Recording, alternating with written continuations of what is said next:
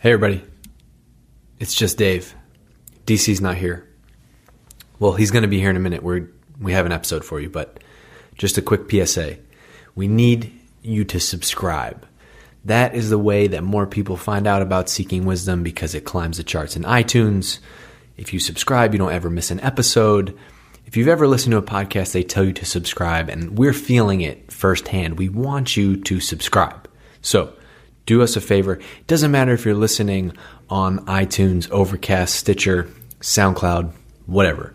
Just do us that one favor. If you're a fan of the show, hit subscribe. Maybe you'll even leave a review. DC will ask you more about that later. So please, subscribe. Thanks for an amazing year. And let's get into this, the final episode of Seeking Wisdom in 2016.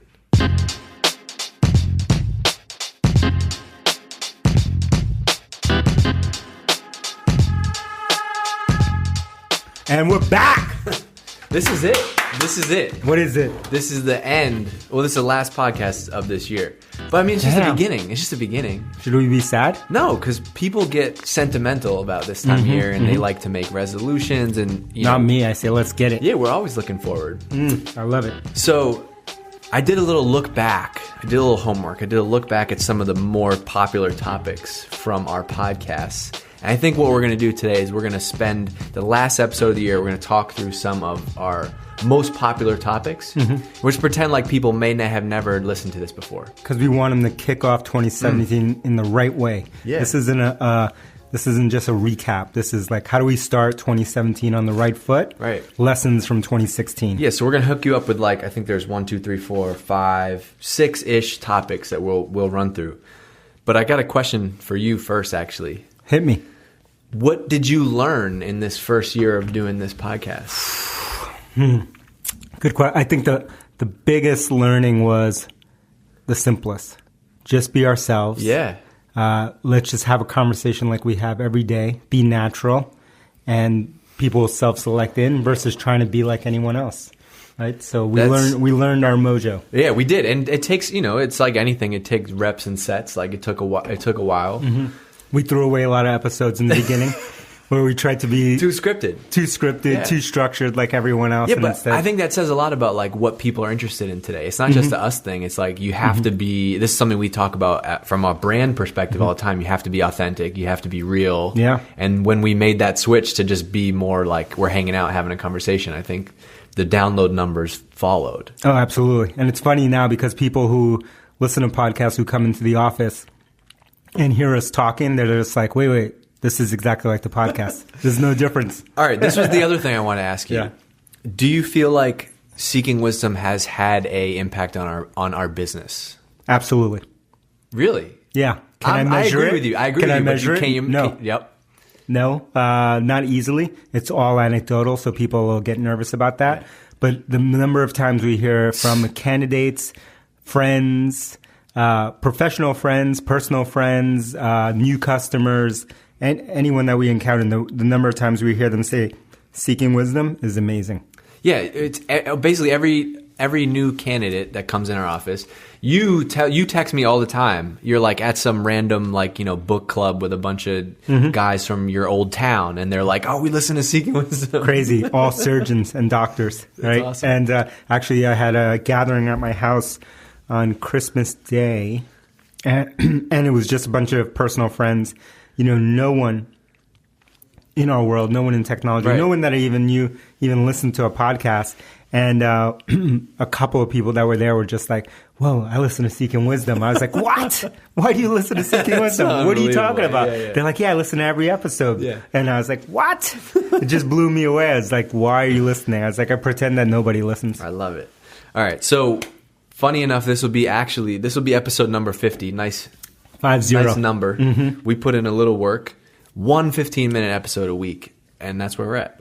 All right, so here's where we're going to start. First topic.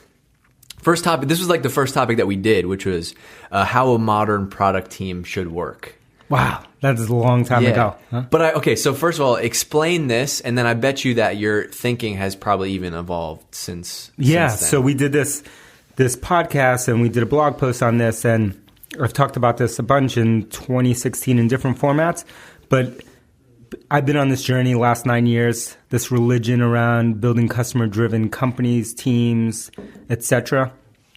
And in some ways, in many ways, actually, in all ways, Drift is the manifestation of all of this because we are building software to help the next generation of companies be closer to their customers. And so I wrote this, we did this podcast and we did this blog post on how a modern product team should work. And basically the thesis there was that instead of having roadmaps and features and, release dates and all of these kind of things that we're used to and conventional wisdom tells us about, instead of having those, which all, in my opinion, optimize for the company and optimize for the process, let's figure out a way where we can build teams that are centered around the customer and that we always measure success in terms of the customer.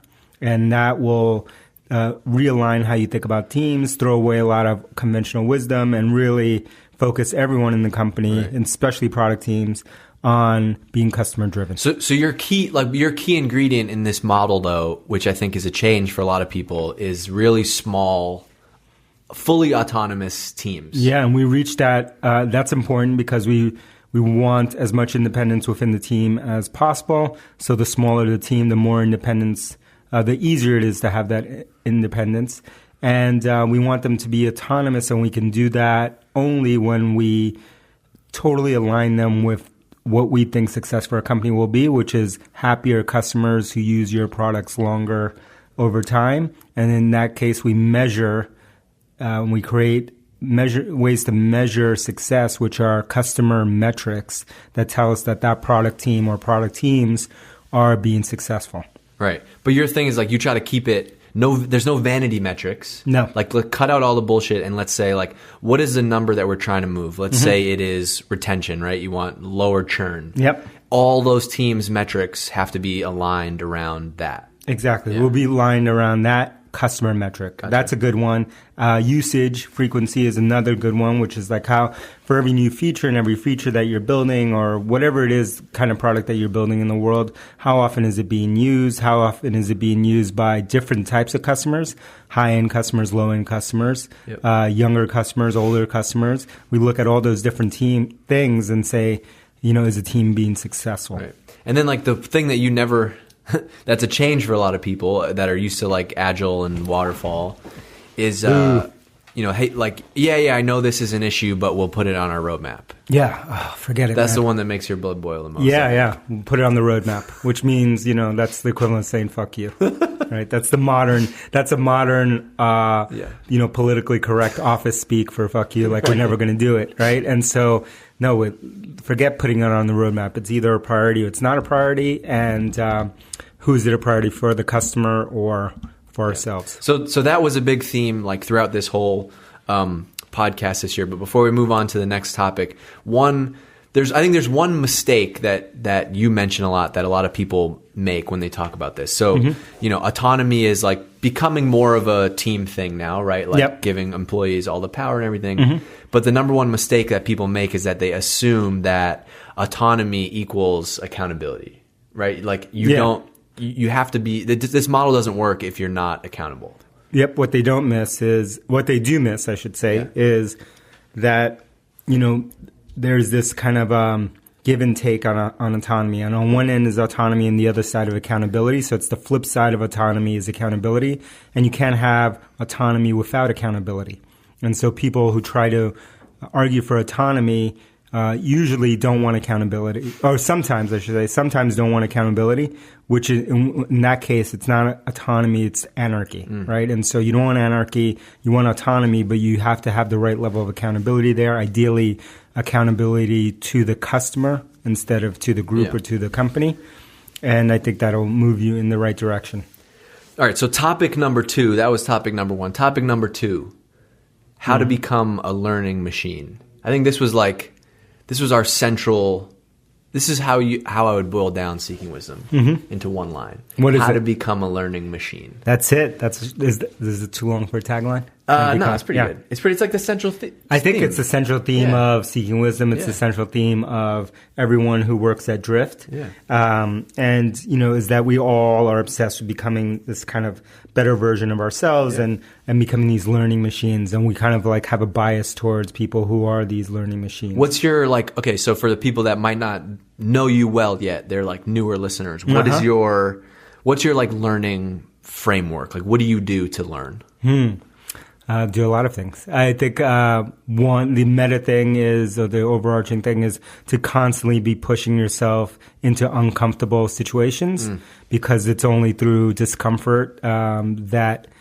growth comes. Whatever kind of growth you're looking for, it doesn't have to be, it can be intellectual, it could be physical, whatever it is, you're going to go through some level of discomfort and pain in order to grow, right? Because you're going into new areas by definition that are unfamiliar, that you don't have habits around, that you're not good at, that you might suck at.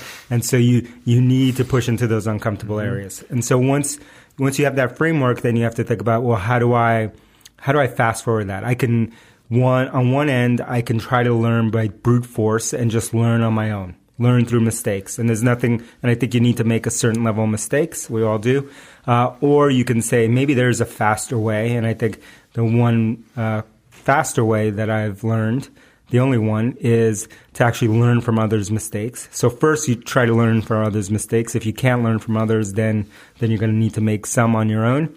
And when you learn from others, there are a couple ways you can do that. One, the easiest way is reading. That's the easiest and cheapest and the biggest bang for your buck. The other is dealing with putting yourself into different situations where you deal with different people, peer groups, mentors, role models, and we've done lots of episodes on the differences between all those things. But what you're doing is you're putting yourself into new areas, new situations where you can learn from others. Like let's say I'm trying to get back into cycling right now.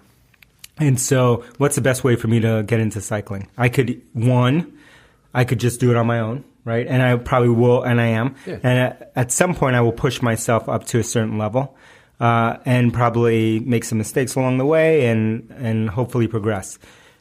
The other way is to start to surround myself with people who are better than I am and who are interested in cycling, who are more advanced than I am.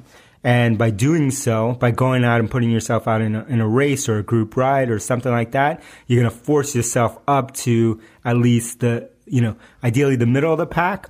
If not the back of the pack, but probably the back of the pack in a good group ride is better than you could do on your own. Right.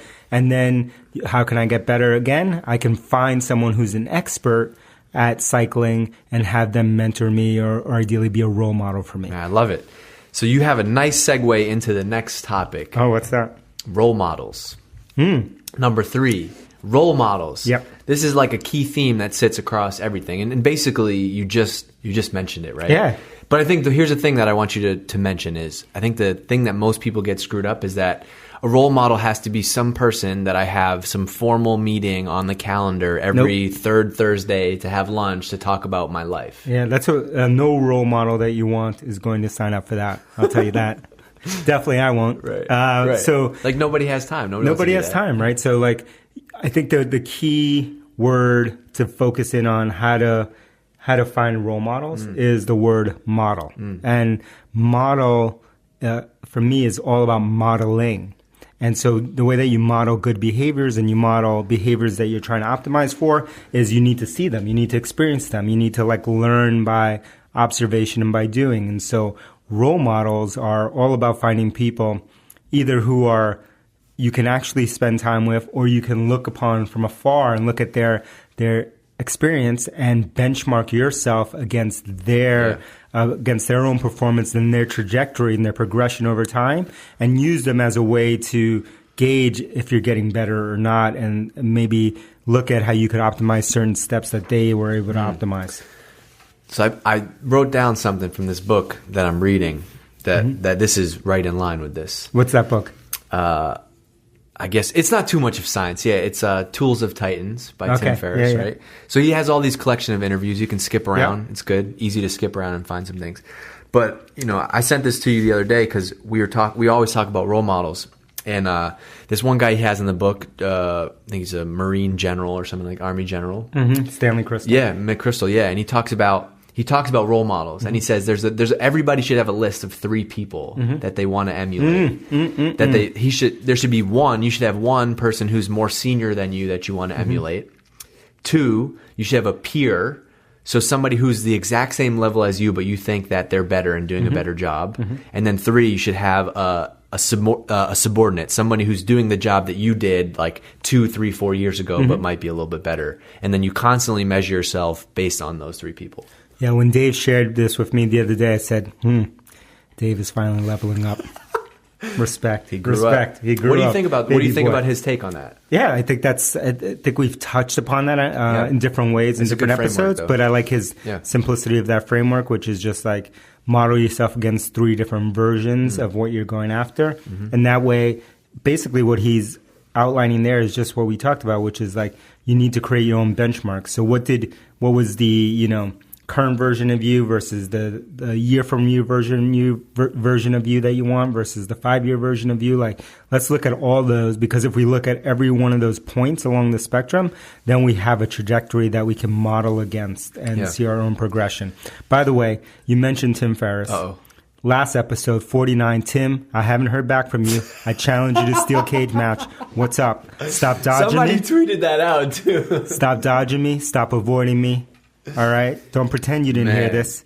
Let's do DC's this. been on the indoor cycle all winter. Man, I've been on the cycle. I'm ready. Yeah. I'm cycling along. By the way, if you're into cycling, hit me up on Zwift. Oh! Trainer Road, Strava. Look for the uncle. Let's do this. I can't be this fat all next year, man. No, I need to be. Goals. I got goals for next year. You got goals. All right, number 4. Innovation, not invention. Applies to more than just product teams. Tasty. Yeah. That's one of my favorites. Yeah. And we talk about it a lot. We haven't talked about it that much within Drift recently, but I'd say in the first 6 months we talked about it a lot. Big time. And we were talking to the designers and the product teams and everyone that had their hands in making the product about how important it was to not get confused between invention and innovation. Yeah. And what we want to do is innovate. We don't want to necessarily invent, and that most people get this backwards and they try to invent everything. And invention is all about unique solutions, and which may or may not be a solution to any problem in the world. And for us, we're looking for existing problems that already exist, and we're looking to innovate based on technologies, patterns, habits, what have you, and combining lots of different things into a novel innovation. Yeah, because I think the thing that you have mentioned, which is like you have to leverage the way people already behave, right? Mm-hmm. Like you can make something new. Mm-hmm. But it should be based on a way that people are already familiar with. Yeah, a pattern that they're whether it's how you swipe on a phone or, like the example that you pointed out, I think when we did this original episode was like, if you go look at all the calendaring apps of all time, right? Mm-hmm. There's a reason why they're basically 80% similar. Yeah, similar. And aside from having dates on them, they all look a certain way. They all have certain things on the same places within the calendar. And it's because they're trying to take advantage of habits that we already have built within us, right? And we all know how hard it is to form a new habit. So why, when you're creating a new product or a new service in the market, would you try to force every one of your users to form a new habit around your product? Why not leverage, if you can, the kind of cognitive thoughts that they have around certain patterns? Like we have a set of headphones here on the table here. Yeah. If I were trying to solve the problem of which headphones solve, I probably would design something that looks like a headphone, right?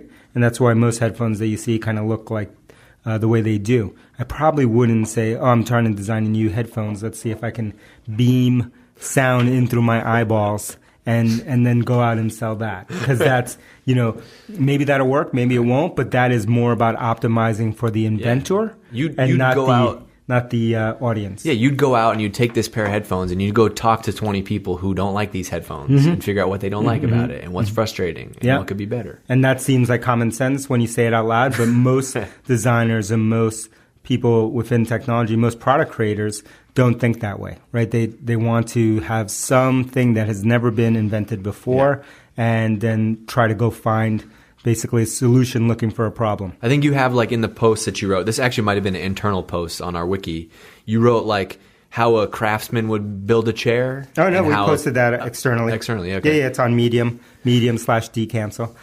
Take a look. And then Amanda from our team also wrote a post that was called "What I Learned as My First Year as a Product Designer," and in it she actually takes the stuff that we've posted internally, like comparing Slack to IRC clients before, comparing iMessages to and WhatsApp and all the modern messaging apps to SMS messages from long ago, calendar apps, email apps, all of these different apps that we may look at and think are new, and comparing them to existing patterns that already existed. All right, last topic to send us out of here. How to work. We talked a lot about work. People really like this topic. Hard work is a key theme. That's what Vig and a couple other people on the team would say. Like, let me listen to Seeking Wisdom. Hard work. Yeah, they're like, work harder. Here's the recap of today's Seeking Wisdom. Work hard. Yeah. Hell yeah. So a couple things under this like how to work bucket that I want to cover with you.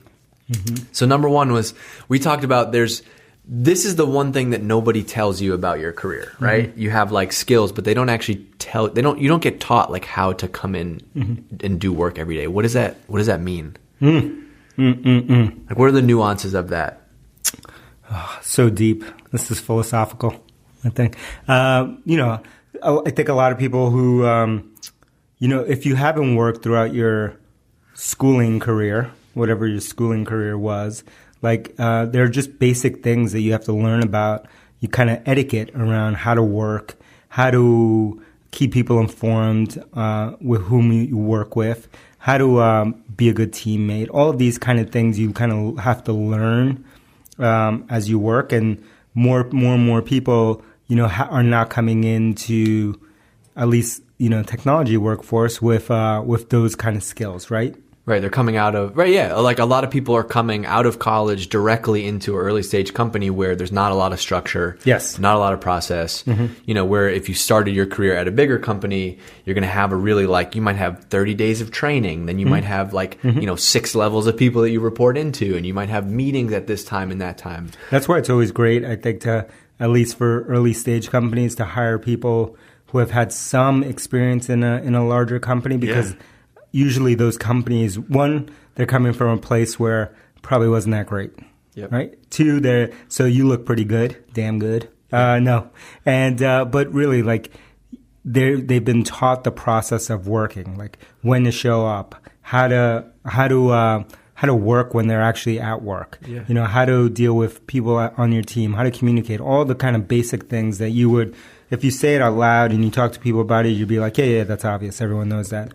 And then when you manage people who haven't had that experience, you're like, holy shit, it's not obvious. Yeah. So there are a couple things that we mentioned that like are specific to this. And number one is like the most underrated thing is showing your work. Yes. Right? That's something that we have talked about this year a bunch.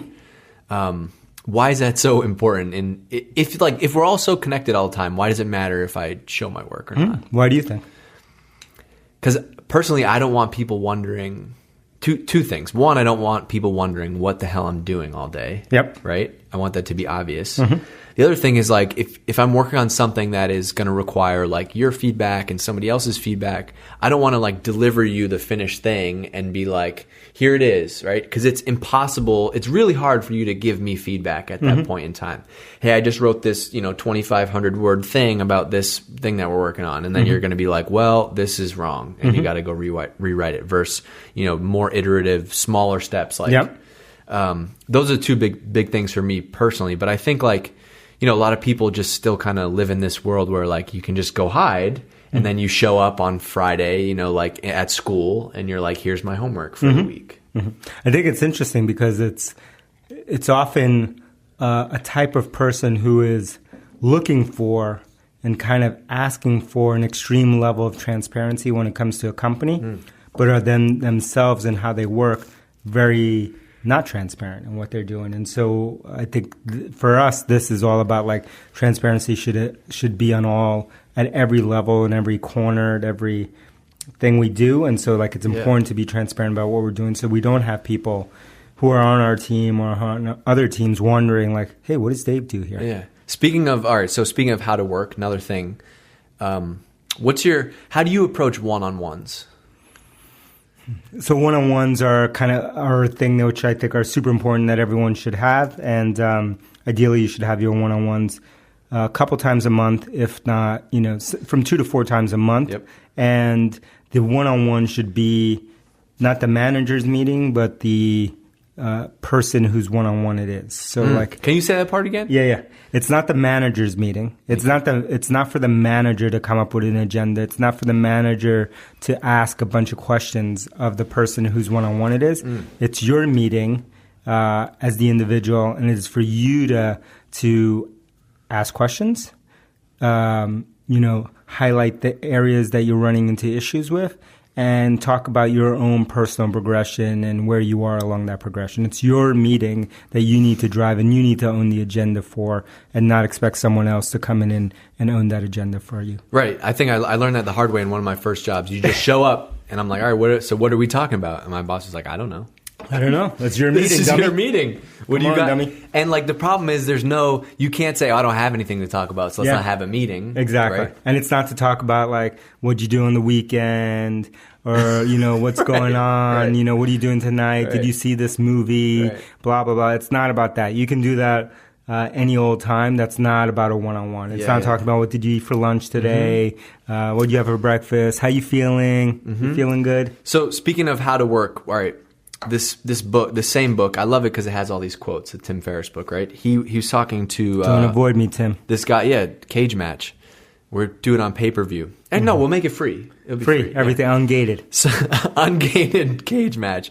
So Scott Adams, he created this cartoon called Dilbert, but he had this great quote about there's 2 paths to become amazing at something in your career. He said, number 1 is you can become the best at one very specific thing. Or 2, which this was the eye-opening one for me, is that you can become very good at 2 or more things. And so this is something we ask everybody that comes in interviews, we say, what's your superpower?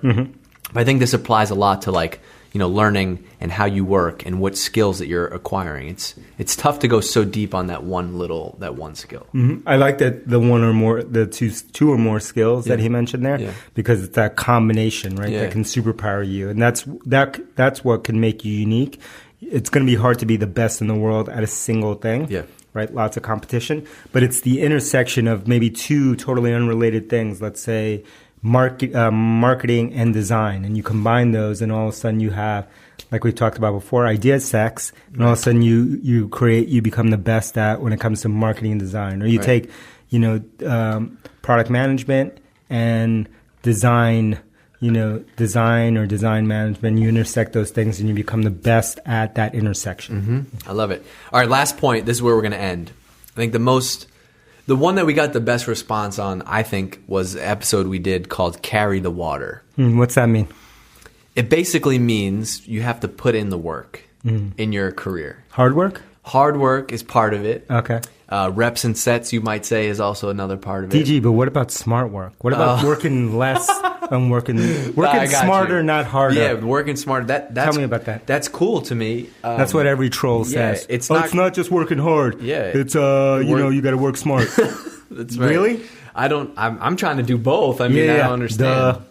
Also, there's a certain type of person who chimes in with that comment about working smarter. I know. And not harder. But what about work-life balance? Oh, bro. Yeah. Come on now. So anyway, that's a quick rundown of a couple of the topics. But I mean, why do you think Carry the Water was so popular? Because nobody has said that out loud. Yeah. I think something has happened in the last 5-6 years where there is no longer a chain so The Wire, great show, we talk about all the time. Chain of command. Yeah.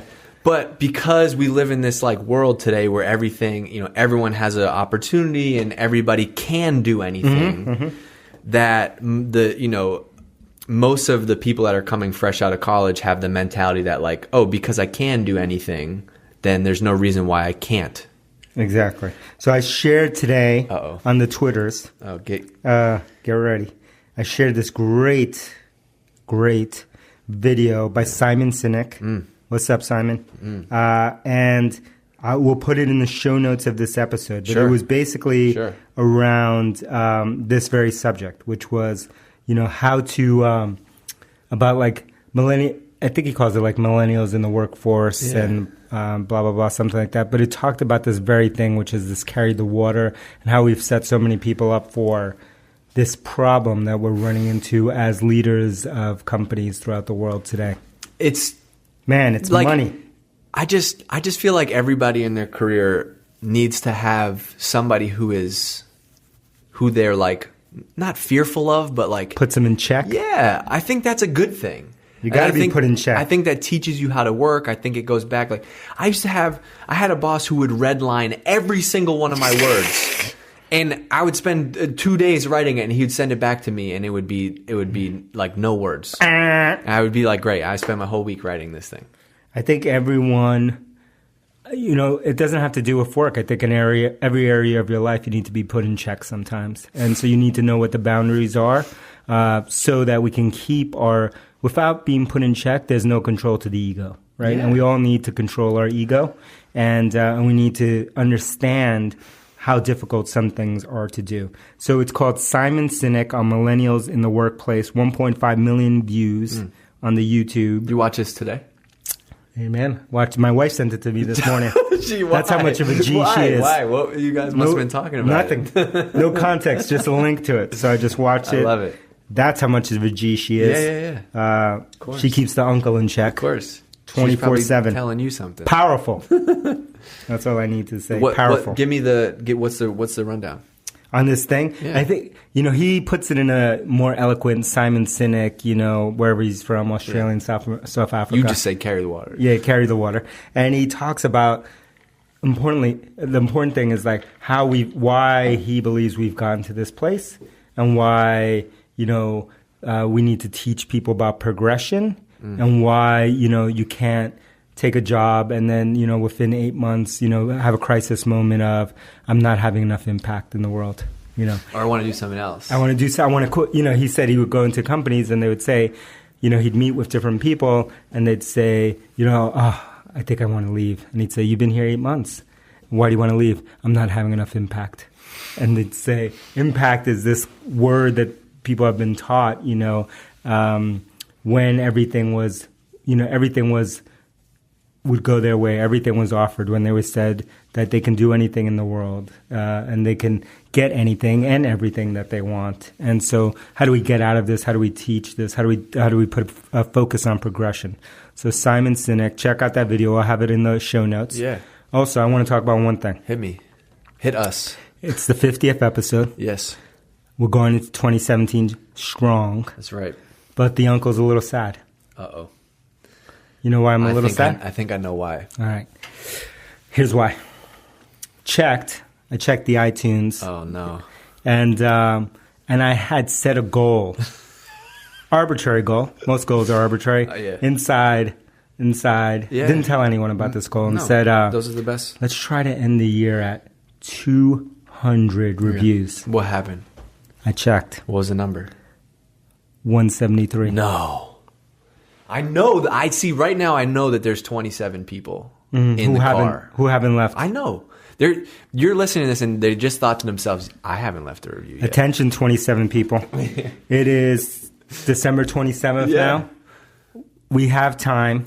If you guys... We have the resources. We showed people how to do it. Okay. It's in the show notes. Okay, it's in the show notes. So let's go. 5-star reviews. Let's hit 2017 hard. Yeah, between the eyes. Don't make us bring out the Drift t-shirts and do the 1-for-1 again. Oh, my God. Come on, man. 27 of you, if you can leave a 5-star review on iTunes before the 31st, we can end the year with 200 reviews strong. Hit the goal. Make the uncle feel good. By the way, I learned something. What? Subscribe if you haven't subscribed. I saw that. You ran into a little... I won't call him a troll, but, helpful gentleman. Helpful gentleman who said rankings, star ratings don't matter. It's all about subscriptions. So I want both. Yeah. 5-star reviews and subscribe to the podcast if you haven't already. Subscribe. So it's like skiing, but you don't have your boots clipped. Just hit it. Hit subscribe. It's free. It's free. Isn't it free? Do they have to pay for it? No, this is a free podcast. Oh, do they have to pay? If they hit subscribe, do they have to pay? No. Okay. No. So why didn't they hit subscribe? I'm not sure. Okay. Okay. Look, we'll think about that. Look, in the future, when Drift is massive, and we have time, we'll build our own podcasting, software. Yeah. Because it's too difficult right now. But just press the button. Press the button, subscribe, 5-star review.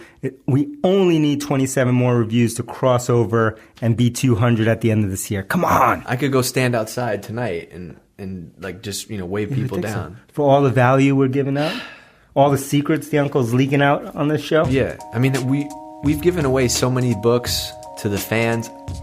If you've received a book from us and you have not, wait, you think they might have not left a 5-star review? We gave out so many books this year that I honestly we gave away, I would say, at least 50 books this year. Minimum. Some of those books were expensive.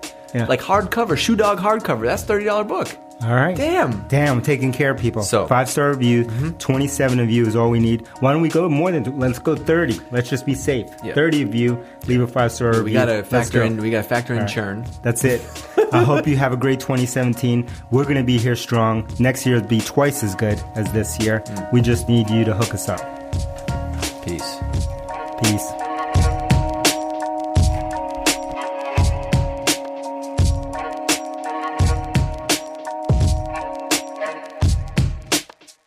Hit subscribe. It's free. It's free. Isn't it free? Do they have to pay for it? No, this is a free podcast.